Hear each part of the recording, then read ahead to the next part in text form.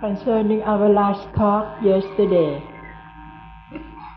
we talked about the topic of why Dhamma. The reason that we need to learn and study Dhamma is in order to be able to know about the law of nature. So today we are going to speak about the law of nature. Usually, most of the people think that life is about nature. But in fact, it is not about nature, but it is the nature itself. So come to know about Dhamma is to learn about the nature of life. It is because of instinct plus ignorance that make human beings believe that life belongs to us or belongs to me, or life is the self, life is the ego, but in fact it is not. So now we come to learn that really life is merely the law of nature, or it concerns or according to the law of nature. It is not the self or the I at all. First of all, a long ago, human beings did not attach or did not cling to the idea that there is self or it is the self or the ego. But later on, according to some of the teachings that misled the people to understand that life is self or self is life. In fact, it is not.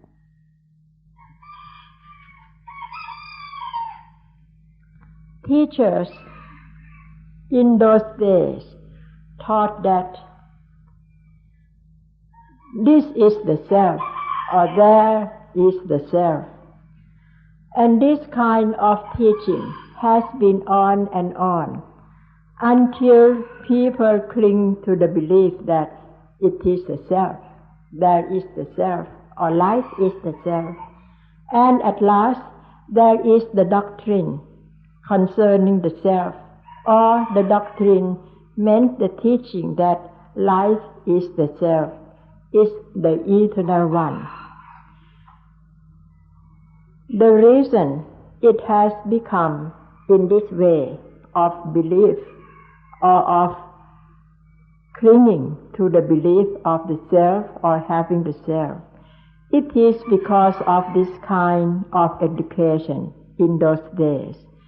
And then it has been practiced until today, until the feeling of having the self or the soul seems to be instilled among people or among human beings nowadays. So, the clinging to the idea of having the self arises from two things. First, it is because of instinct of human beings. And the second thing, it is because of education. And this kind of education emphasizes on this point of having the self until people begin to cling to this idea stronger and stronger, and having the belief that we are the self, or I am the self. Or the other way of belief is life is self, or life has the thing that can be called the self, or the Atta, A-T-T-A. For this point, all of us must try to study the real happenings inside or in the mind until we can discover the reality or the truth of the nature that happens in the mind.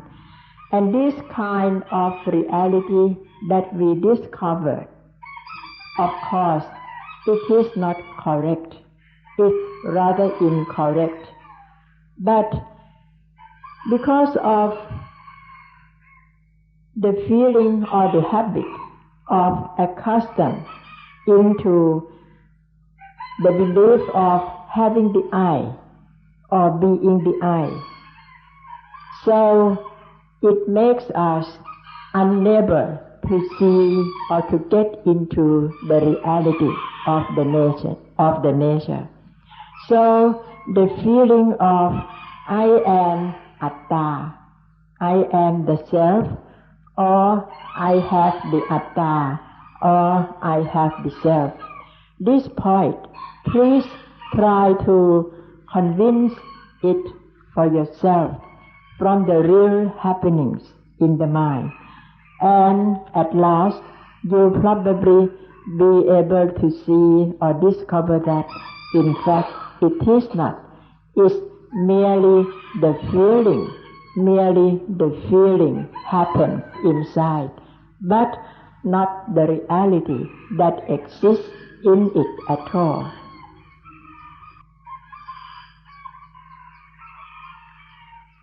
Actually, it is the mind that thinks or believes that life is the Atta, or life has the Atta or the self. And this kind of thinking happens in our daily life or every moment of life. So please try to discover until we find that really it is merely the misconcept of all of us, the misconcept of the thinking that taking life as the Atta or the self.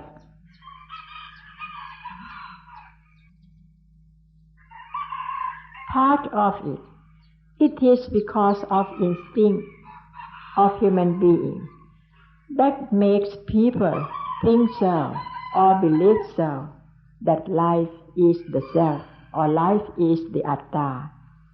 Besides the way of having been brought up in our life,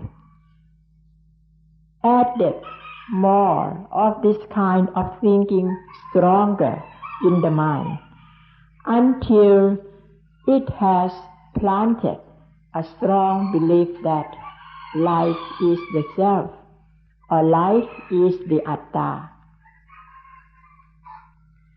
There was one philosopher in the olden days. His name is Detta, and he said, I can think, so I am. And in this sentence it means I am, it means I am the Atta or the self. So this kind of concept or this kind of belief has been appeared or arisen in those days, long, long ago, during Lord Buddha's time, or even before. So the story or a matter about the Atta or the self is quite a long, long story. So we need time to study about it. When the feeling of having the self arises in the mind, then this feeling will expand to the things that belong to the self, of which is called Attaniya. The self is the Atta. The things that belong to the self is called Attaniya. So when there is the self, there must be something belongs to the self. When there is the me, of course, there will be the mind. So you will notice that now there are two things, the self, the me, or the belonging to the self, or the mind. We may try to see it in an easy way or a simple way. When there is the self or the Atta, there must be my life, my honor, my fame, and so forth. So when there is the self, it seems to be the cause of having the things belong to the self. So the belief in these two things will become duality.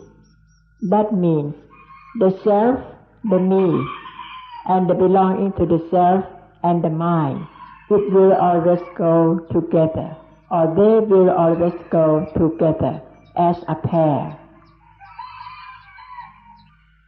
The meaning of the Atta in the highest level of belief or understanding of India, it means the self, and in this sense of the self, it will never change.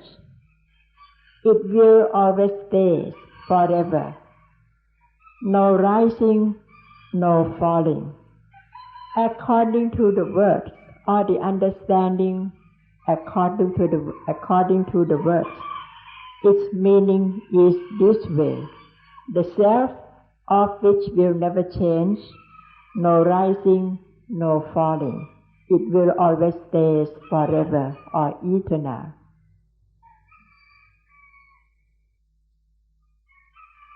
To look around more widely, it's like there is the body, and so they take the body as the Atta. This body is the Atta.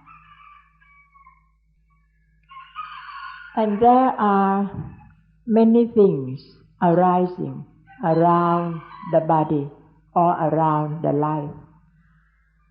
So people in those days, or who have such beliefs, will take all these things from the environment by consciousness. Or the other way to say is, they take consciousness is also the self or the Atta, not only the body.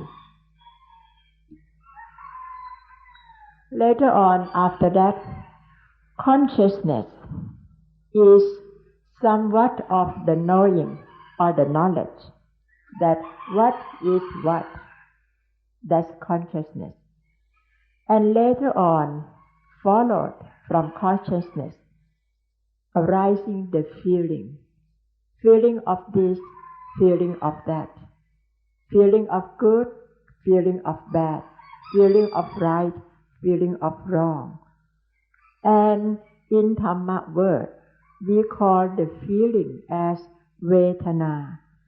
And so, when human beings are getting used more and more with the Vedana or the feeling, at last they take the feeling also the self. They have the concept of the feeling as also being the self. After having the feeling, it will follow perception, the ability to perceive things, to be this or that. And later on, the person begins to take the Atta or the self as the perceiver, or the perceiver itself becomes the self or the Atta. After that, after the perceiver has arisen, it will be followed by the conception. And again, the person will take the conception as the self, or the conceiver is the self. According to this way of belief, there will be 5 items concerning the belief of the Atta or the self. The first one will take the body as the Atta or the self. The second one, consciousness, again being the self or the Atta. The third one, the feelings or the feeler, again the Atta or the self. The fourth is the perceiver as the self or the Atta. And the last one, the conceiver, again becomes the Atta. In India, before Buddhist time or before Lord Buddha's time, there is the belief according to this way, as we have just said. It is the thing that is very difficult to explain, but they still cling to this belief very strongly. They believe that when the body died, the soul or the self will find another body. So, before Lord Buddha's time, the belief about the Atta or having the Atta is rather strong. So, when there is Buddhism, or after Buddhism has arisen in this world, the essence of Buddhism is to try to explain to all people to understand that in fact there is not self or the Atta involved in this matter at all. In fact, it is the thing of which we call not self or Anatta, not the Atta. Anatta means not self. Atta means self. So we need to consider about the word Atta in 5 meanings as it has been mentioned. And these 5 meanings, the body, the consciousness, the feelings, the perceiver, and the conceiver, they take all these 5 things combined into one as consciousness or the soul or Vijnana. And the doctrine concerning the Atta has been widespread all over.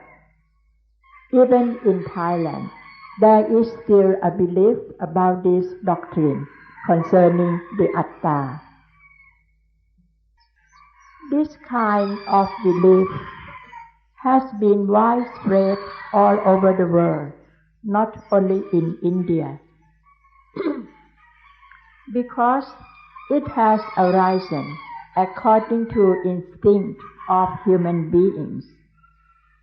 It really doesn't matter how much we try to explain that really it is not. It is not the self, it is not the Atta, but it is very, very difficult indeed to bring or to change, to correct the misconcept to the right concept. The 5 things that have mentioned is called the 5 aggregates or the 5 Khandhas. Khanda, Khandha, the 5 aggregates or the 5 Khandhas, and it is the thing that we have to study about it carefully. To speak shortly, life can be divided in 5 parts, as mentioned, the body, consciousness, feelings, perceiver, conceiver.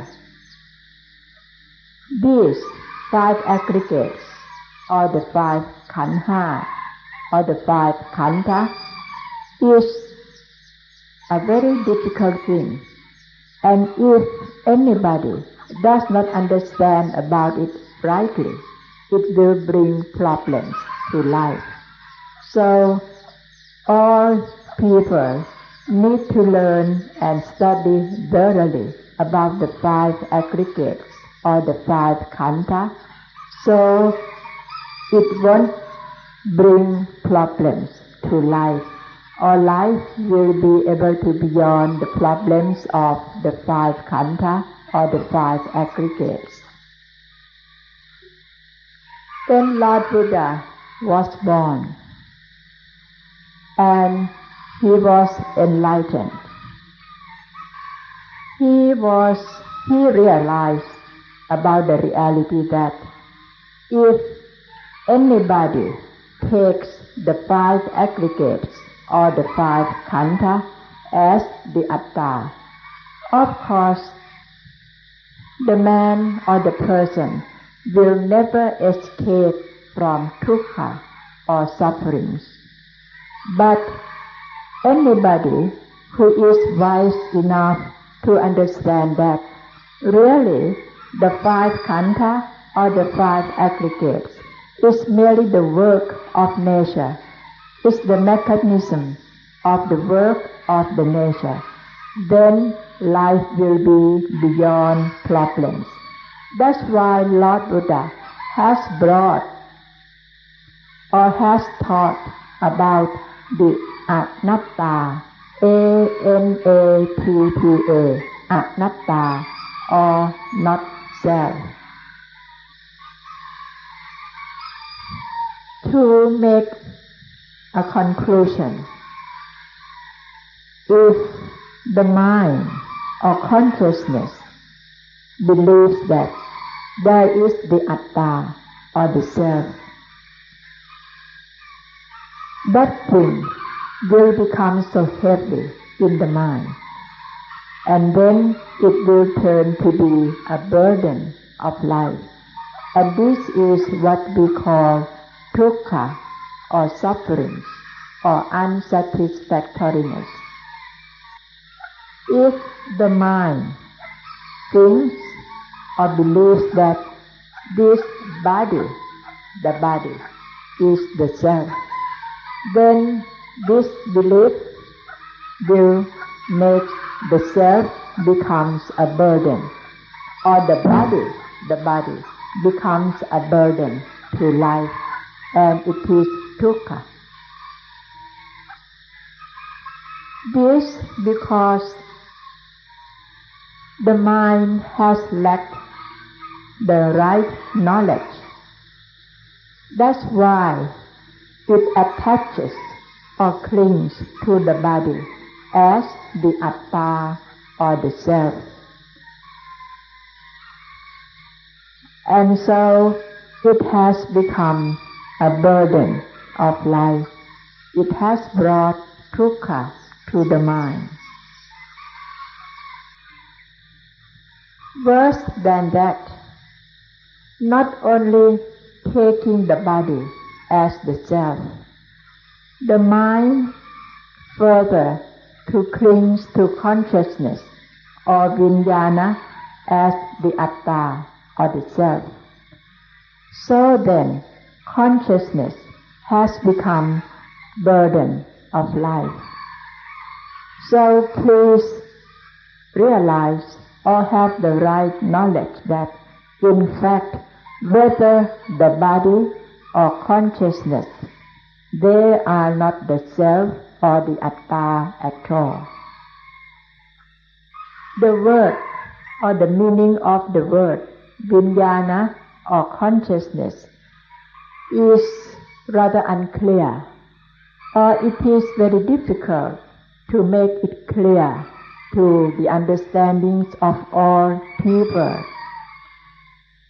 The word vijnana may refer to consciousness or to self or to soul. This is according to the understanding of the belief of the Indian people.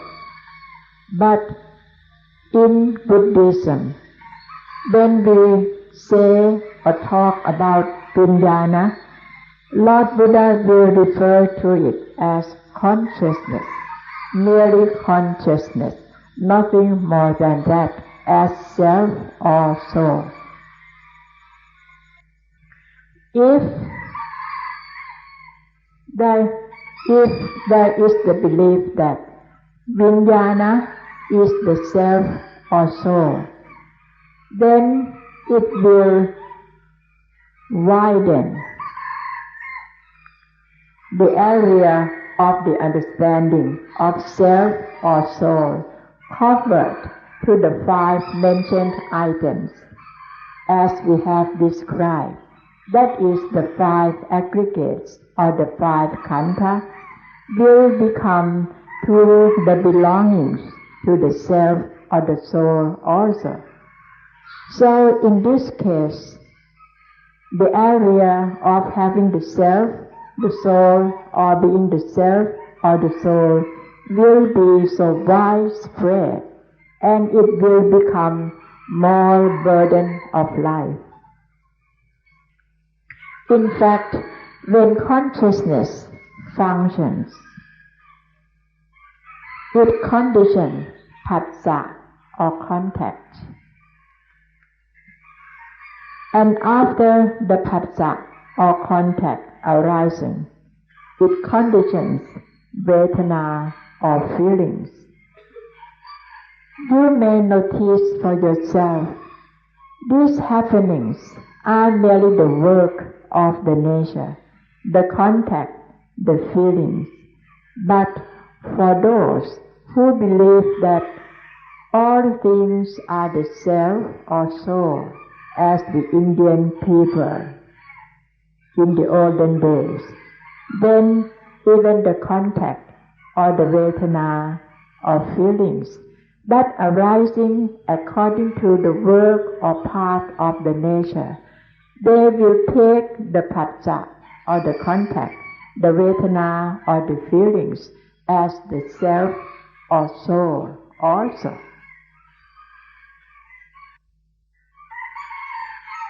After vedana or feeling has arisen, it will be followed by perception.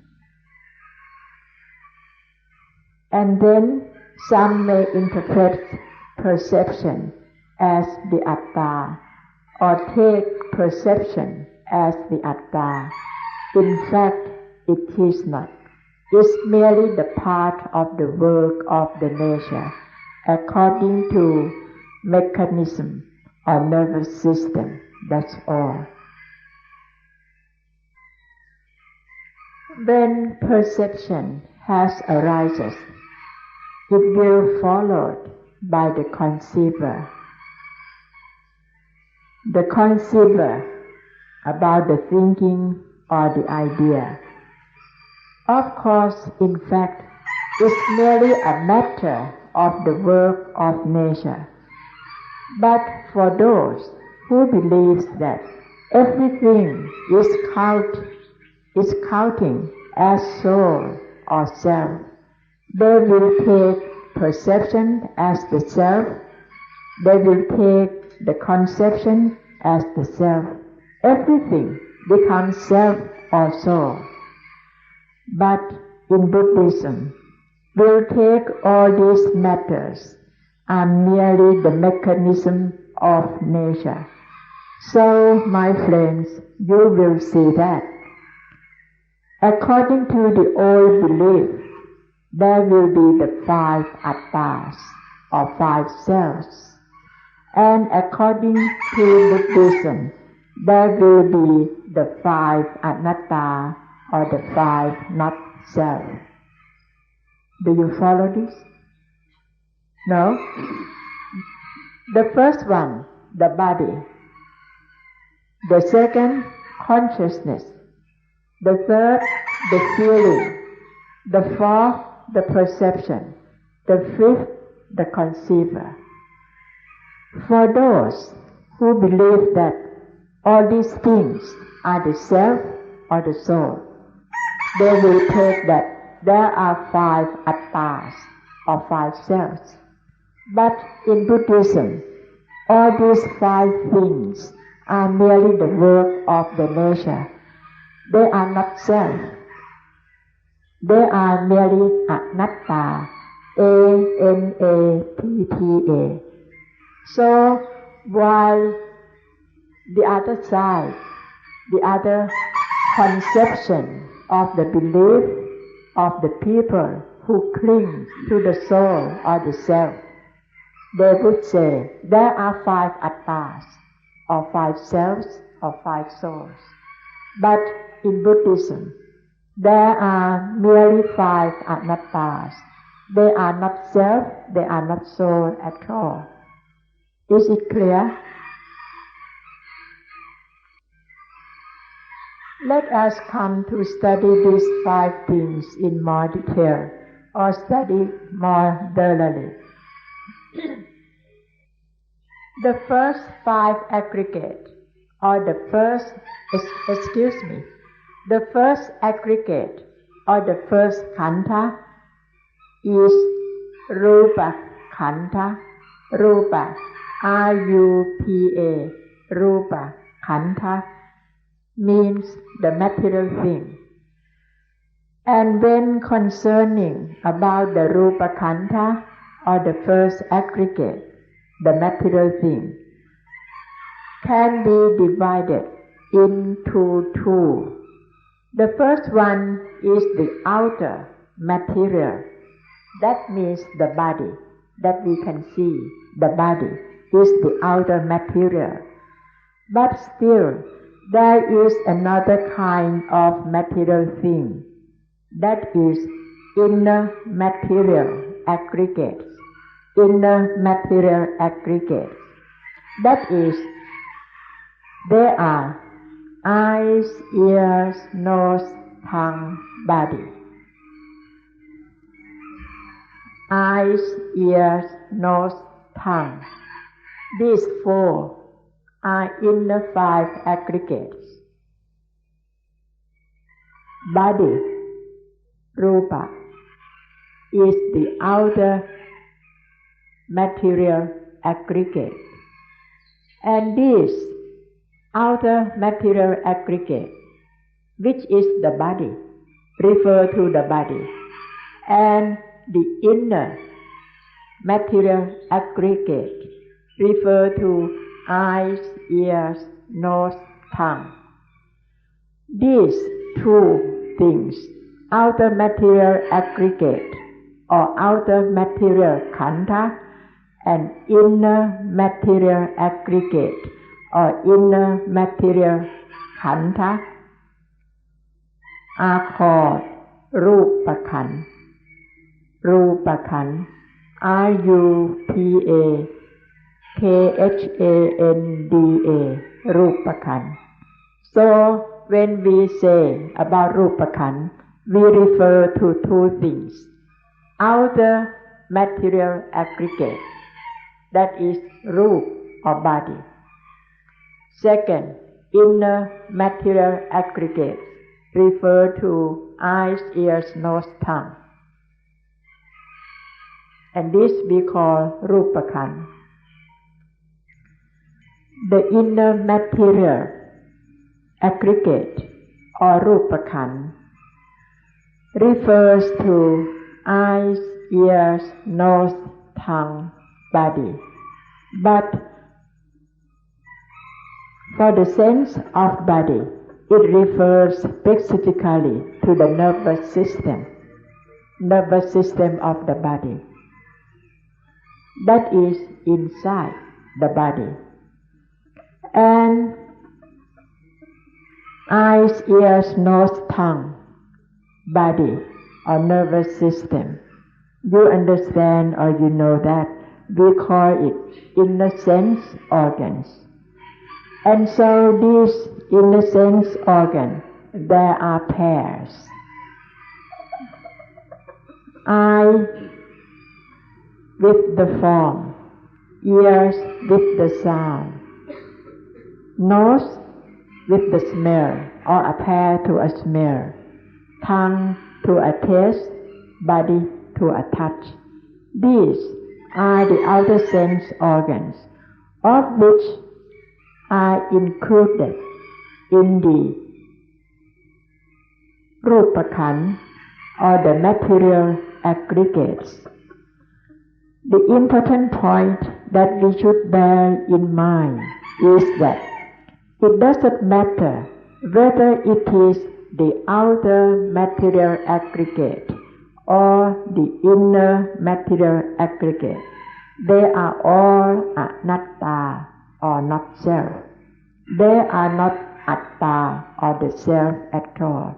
This is the significant point that we must learn and understand it clearly. They are not self or anatta. So the first khandha or the first aggregate divided into two, the outer material one and the inner material one. When the outer material aggregates meets with the inner material aggregates, which is its own pair, then there will arising or condition consciousness. That is, it will be the root, the form or the sight, the smell, the sound, the taste and the touch. The form is a pair of the eye, the sound to the ear, the smell to the nose, the taste to the tongue, the touch to the body. When the pairs meet, then consciousness will function. If we will follow the theory of study or study it theoretically, consciousness seems to come last, but according to the practice or the real happenings in daily life, consciousness will come in a second, not the last one. That we mean the work of consciousness will come as the second one. When the eye sees the form, it knows what kind of form it is. Or when the ear hears the sound, it knows what sound it is. When the nose smells, it knows what kind of the odor it is. Or when the tongue tastes, it knows the type of the taste, as well as when there is the touch to the body, it knows. And this is really, it is the work of the nerve system according to the work of the nature. It is not necessary at all that there must be the self. When we say it's not necessary to have the self, so there must be the knowing of this and that as the work of the self. In fact, it is not. It is not the self that knows what form it is, or what sound it is, or what odor it is, or what taste it is, or what touch it is. It is not the work of the self or the atta. It's merely the work of the nerve system. So consciousness can work in 5 ways. That is through the ear, eyes, nose, tongue, body. But It is not the work of the Atta or the self. It's the work of consciousness according to the nervous system of the nature. That's all. Nothing more than that. It's the Anatta or not self. When consciousness functions, arising the contact, and the contact conditions vedana or feeling of liking or disliking, or positive or negative. So the feeling or the vedana arising according to the nature is the mechanism of the work of the nature. It is not the work of the Atta or the self at all. So please know that even though we call the feeling or the feeler, it is not the Atta. It's merely the activities of nature. It's not self. When feeling arising in the mind, there will be some of discrimination followed. That is, the discrimination of measuring it or value it, whether it is good, whether it is bad, whether it is satisfaction or dissatisfaction. The way of discriminating things like this, it is the ability of perception in doing so. So, the feeling of discrimination or judging things or reasoning things, as we may call it, is the work of perception. Again, it's not self. It is not the work of the self. It's merely the work of the nature. So, the fourth khandha, the third khandha, or the third aggregate, which we call perception, is also not the self or the Atta. The first aggregate, Rupa Khandha, is merely the work of the nature. The second aggregate, Vedana or feeling, also the work of the nature. And the third aggregate or the third khandha, perception, again, is the work of the nature. It's merely the work of the nature, mechanically. It's not the work of the Atta or the self at all. Please try to follow your understanding or your contemplation along this line. When perception arises, that will followed by the thought of how to do with it, how to deal with it, how to manage, how to arrange. And this kind of thing, we can say that it has formed the conception in the mind, of which we call sankhara. Sankhara. Sankhara means conditioning or concocting in order to form a new things. And in doing this, it has created something that we call kamma or the deed. But whatever happens is merely the part of the work of the nature. It is not the work of the self or the Atta at all. And this sankhara or conception has come to be the fifth of the five aggregates. I may have confused you. I mean myself, not His Venerable Than Ajahn. You see, there are 5 khandhas. Please let me make it clear. The first one, according to the theory, Rupa Khandha, the body.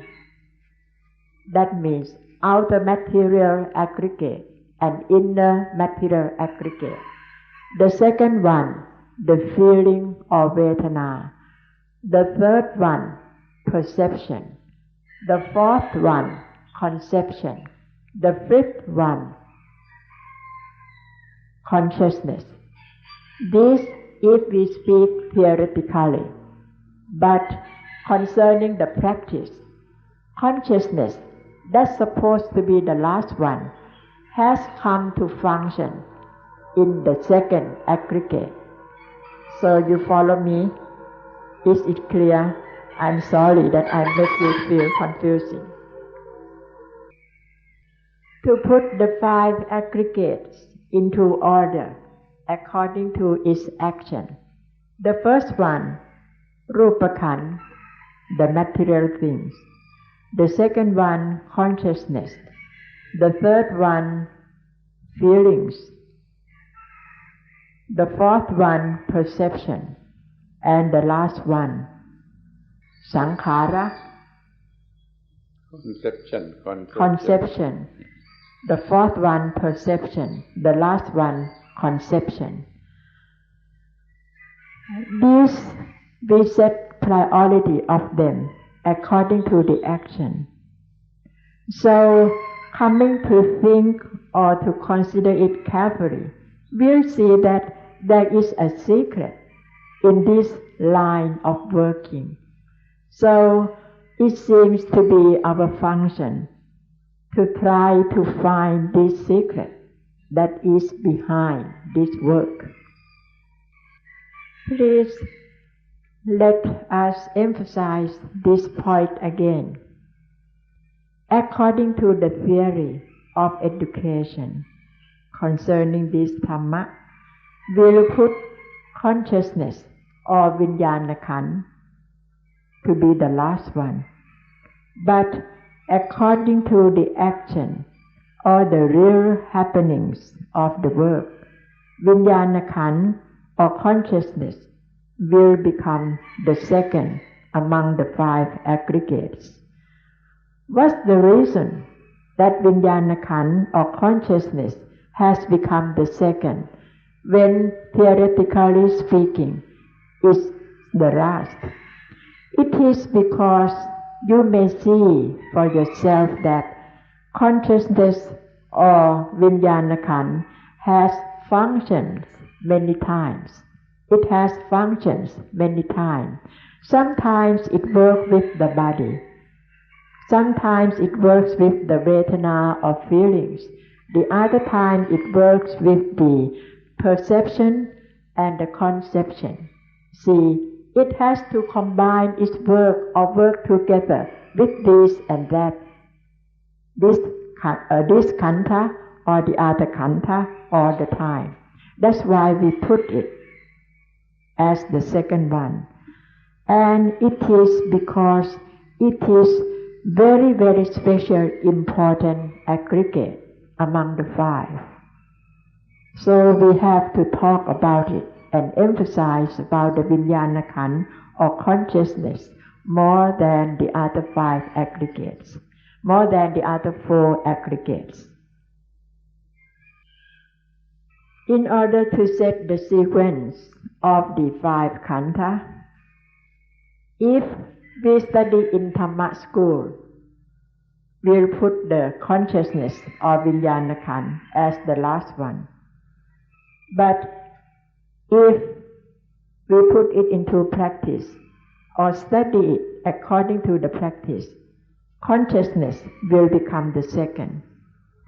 Please don't feel confusing because of this.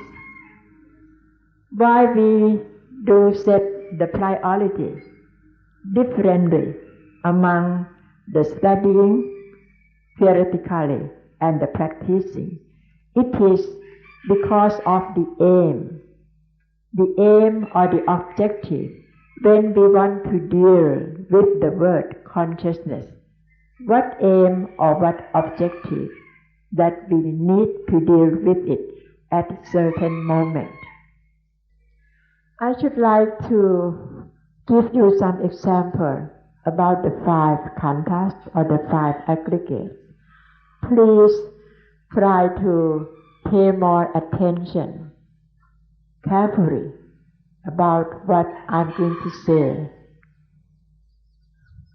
A child, one child, went into the forest, and in the forest there was a very beautiful bird. The child had the inner material aggregate, that is the eye. So the eye sees the bird. The bird is the outer material aggregate, which is the pair to the eye. When the inner material aggregates depends on the outer material aggregates, of which we use the word in Dhamma as paticca samuppāda. When the inner material aggregates, in this example, it means the eye, depends on the outer material aggregates, here refers to the bird. The consciousness functions.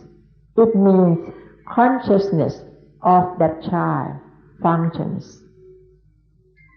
When the eyes of the child sees the bird, the beautiful bird, or when the inner material aggregates depends on the outer material aggregates, that is the bird, the beautiful bird, it has conditioned the feeling, and that is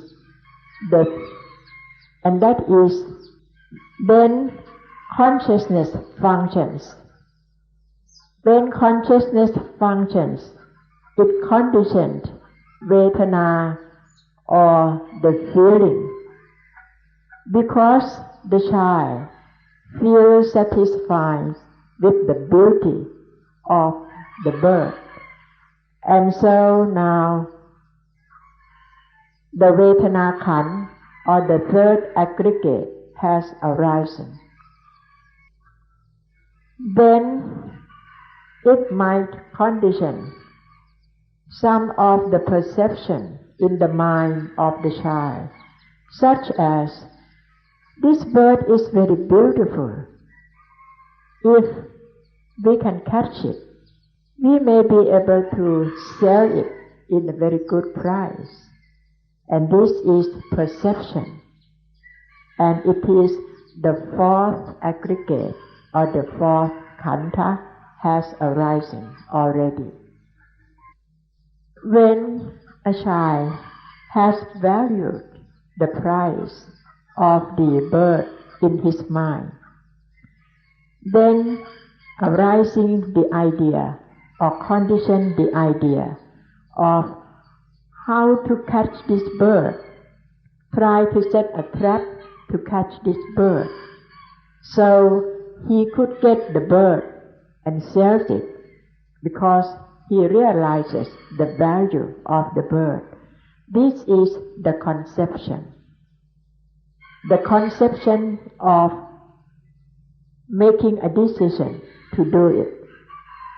And so conception has become the last of the 5 aggregates according to the practice or the real action. But in school of Dhamma, they will put consciousness as the last one. But in fact, through the practice, you realize for yourself that consciousness will always be on the second, because it works with or combines, it works with other aggregates or other khandha, so conception will become the last one. Let me repeat it again. the eye of the child which sees the bird. It means the eye is the inner material aggregate, depends to the outer material aggregates. Its Rupakhan is Rupakhan. When the two Rupakhan of its outer material aggregates depends on the outer material aggregates. It conditioned Vijnana or consciousness. So this is the point of the arising of consciousness when the outer material aggregates depends on the inner material aggregate. It conditioned Vijnana or consciousness. And the child feels very much satisfied with the beauty of the bird, and so it conditioned the feeling of Vedana. So now the Vedana or the feeling of aggregates has arisen. And then the child feels that if we can catch the bird, we shall be able to sell it in a good price, and this is perception, or the arising of the fourth aggregate, that is perception. Then the child has conceived the idea of how to trap the bird, to catch the bird, and he has decision to do it. This conditioned conception or sankhara. And so conception or sankhara has become the last or the fifth aggregate. The confusing point of setting priority of the five aggregates or the five khandhas arising at this point, on the point of consciousness, how to put or how to set priority of consciousness, whether to put it in the second or to put it as the fifth aggregate. So the point that to bear in mind or to remind us is, if we'll consider about Vijnana or consciousness according to the work of the nature, it will always be the second. But if we shall merely talk about Vijnana or consciousness, but never try to get into the real acting of it, we'll put it as the last one or the fifth aggregate. But my friends, as you follow the explanation, you'll see for yourself which spot that Vijnana or consciousness should be put as the second or the last. We use it as the work of the nature, and in fact we work with it all the time as Vijnana. Sometimes it works with the Rupa, the other time with Vedana or with Sanya or with Sankhara. And so according to the nature, please remember the Vijnana or consciousness will always become the second or the second aggregate. So the problem concerning the five aggregates, if there will be any problem concerning the five aggregates, it is because of the feeling of clinging or attaching to it. If we have the attachment to to any of the five aggregates, will see or will realize it immediately that that aggregate or that khandha has become a burden of life. Immediately it will become a burden. If there is attachment to the body, then the body will become a burden to life. If there is attachment to the vedana or the feeling, the vedana will become a burden, and so forth. And unfortunately, if any of us has the attachment to all five of them, please imagine how burdened, how heavy it would be.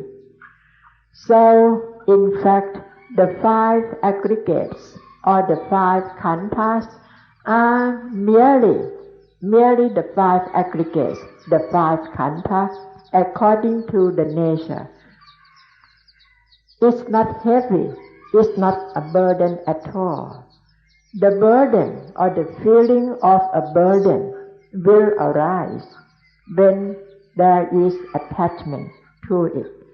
Dukkha will arise when there is attachment to it. So now you have a choice. Would you like to have a burden? If not, don't attach to it. If you like to carry things very heavy, then attach to it. See, you come to the crossroad. Even the thing that we call life is merely life, is nothing more than that.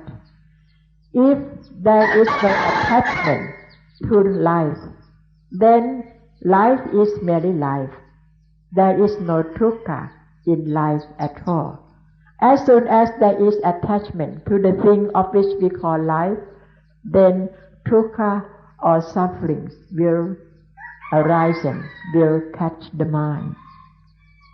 So the essence of our talk is we must have life which is very free, very independent, very liberated from all kinds of attachment. Yesterday we talked about the Dhamma, why Dhamma, and one among the 10 answers is Dhamma is the art, Buddhist art.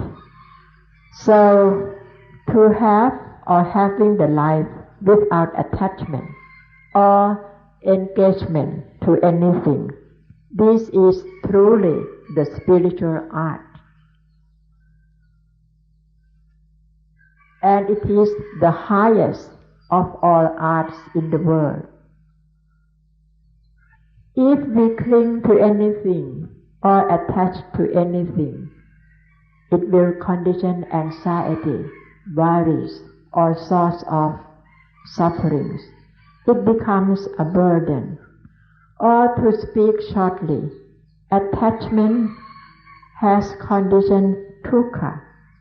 So the essence of Buddhism is to learn to void, to be void, V-O-I-D, void from attachment. And this it means we shall be able to live by being void from problems, from dukkha, and life will be beyond all kinds of problems or dukkha.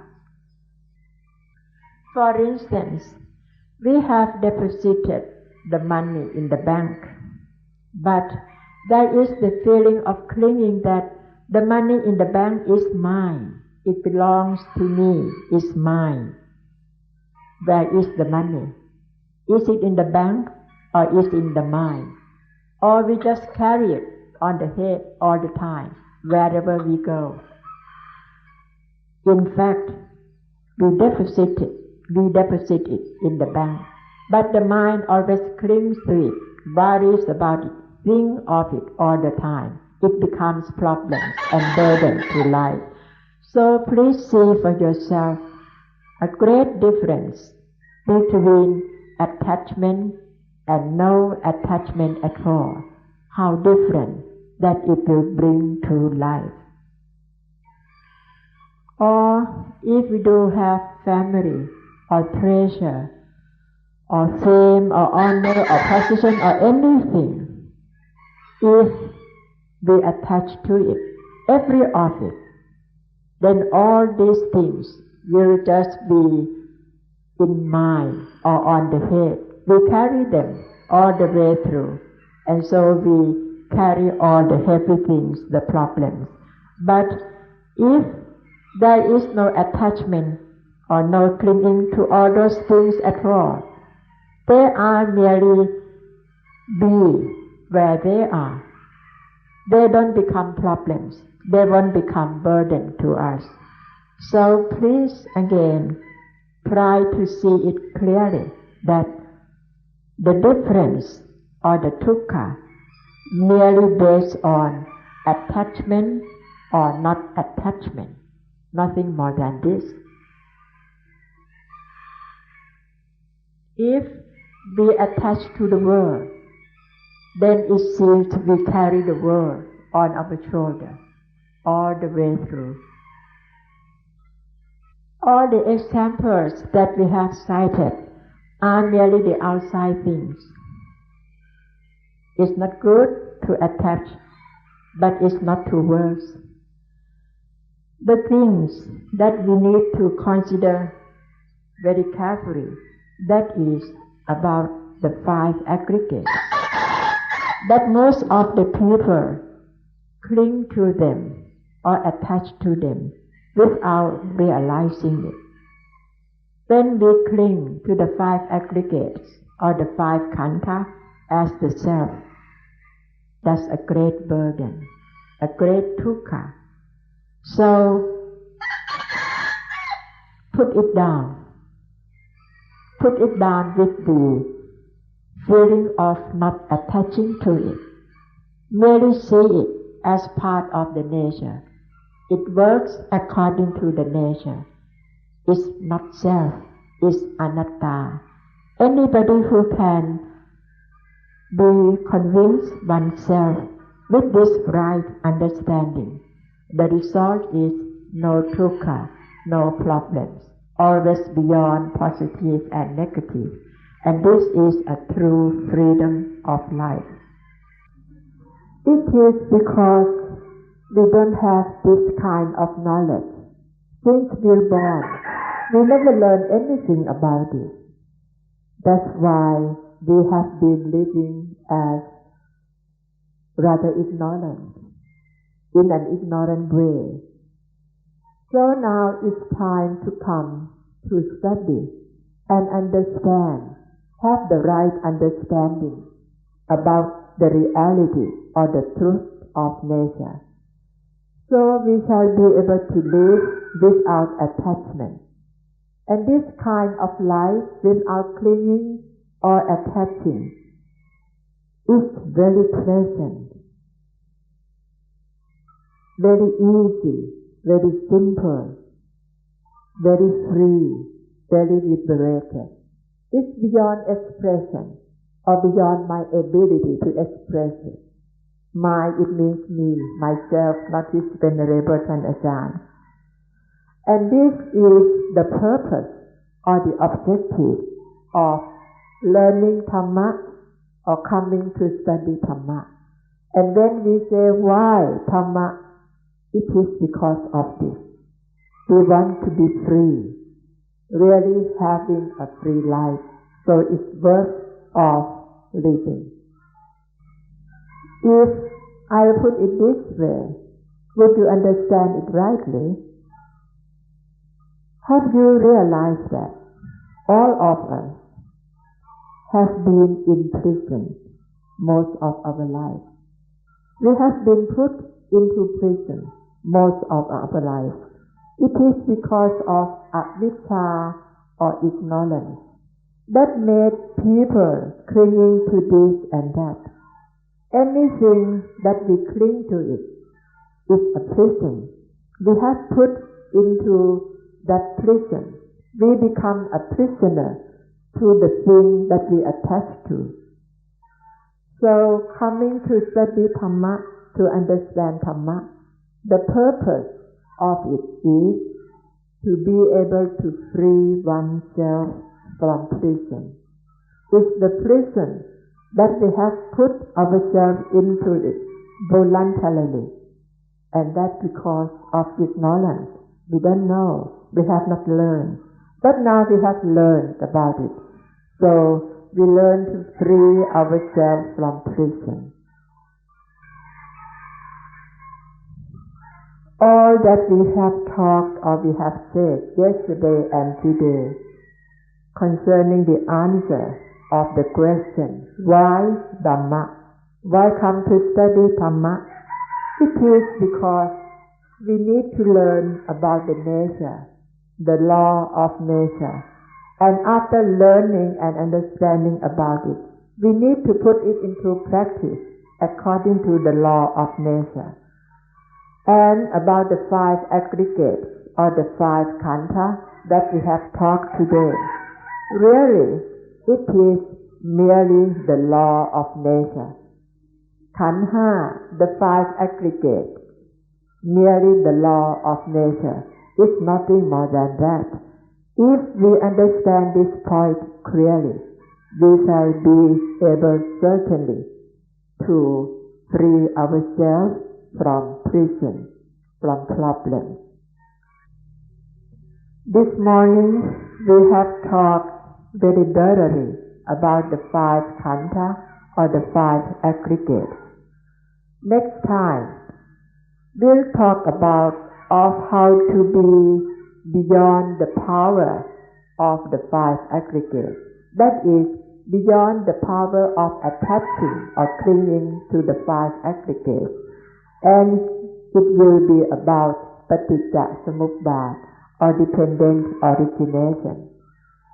If we all know and understand rightly about the 5 aggregates and dependent origination, this is the essence of Buddha.